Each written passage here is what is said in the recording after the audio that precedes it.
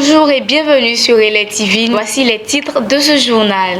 La Côte d'Ivoire figure parmi les pays prioritaires de la stratégie du gouvernement américain. Cette annonce a été publiée dans un communiqué le vendredi 1er avril 2022.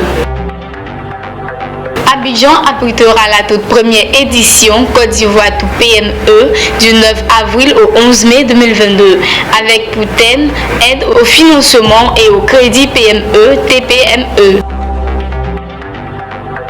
Le comité Action citoyenne pour la lutte contre la vie chère appelle à une ville morte le 15 avril 2022. Le Premier ministre Patrick Achi a inauguré le nouveau centre hospitalier CHR de San Pedro le mercredi 6 avril 2022. La date de l'élection de la présidente de la FIF a été dévoilée à l'occasion d'une conférence de presse le mercredi 6 avril 2022 dans la commune de Cocody. Comme annoncé dans les titres, les entrepreneurs se sont donné rendez-vous du 9 avril au 11 mai pour défendre et proposer des solutions d'accompagnement aux différents PME. Ungoran Fernand. Pour la première édition, les différents partenaires défendront et proposeront des solutions d'accompagnement aux différents PME. Pour M. Lamine Fatiga, commissaire général de cet événement, cette activité vient pour briser le mur existant entre les services bancaires et les PME. Pour noter que les initiateurs des P2P entendent influer à travers leurs événements sur l'accroissement du taux de bancarisation, de réalisation d'une inclusion financière et bancaire optimale en Côte d'Ivoire.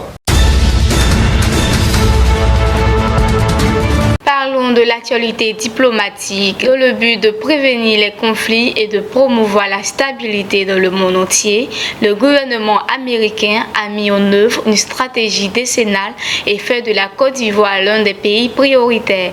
Nafi Danyoko pour le commentaire. Le gouvernement américain va de l'avant dans un esprit de partenariat avec 4 pays et un groupe régional de pays pour mettre en œuvre la stratégie décennale des États-Unis visant à prévenir les conflits et à promouvoir la stabilité, a indiqué le communiqué. Il faut noter que cette décision intervient quelques jours après la visite de travail du Premier ministre ivoirien Patrick Achi aux États-Unis du 12 au 17 mars 2022, où Patrick Achi avait échangé avec le secrétaire d'État américain Anthony Blinken sur les enjeux de sécurité sous-régionale et la crise qui oppose la Russie et l'Ukraine. Le succès de cette stratégie exigera un leadership fort, de la patience, de la créativité et une relation constructive avec les partenaires internationaux ciblés. En société, Miyagi a désormais un CHR. La bâtisse a été inaugurée le mercredi dernier par le Premier ministre Patrick Achi. Ungoran Fernand pour plus de détails. Cet établissement construit sur une superficie de 8,1 hectares avec une capacité de 110 lits équipé de plateaux techniques de pointe vient faciliter l'accès des populations aux soins. Cette structure sanitaire regroupe 16 blocs incluant différents services. Outre l'administration, on y trouve une pharmacie externe, des blocs opératoires et des entités diverses. Au nombre de celles-ci, on compte des services d'hospitalisation, de réanimation, de gynéco-obstétrique, de radiologie, d'ophtalmologie, des cabinets dentaires et bien d'autres. Cet établissement construit sur une superficie de 8,1 hectares avec une capacité de 110 lits, équipé de matériel et d'un plateau technique de pointe, vient faciliter l'accès des populations aux soins. La cherté de la vie a atteint une proportion intenable pour tous les citoyens, depuis le loyer jusqu'à l'assiette, en passant par le carburant. C'est fort de ce constat que le comité Action citoyenne pour la lutte contre la vie chère a appelé les populations à observer une journée ville morte le 15 avril 2022 dans l'objectif que le gouvernement ivoirien se penche sur les difficultés que rencontrent en ce moment les populations. Yedo Hugues pour le commentaire.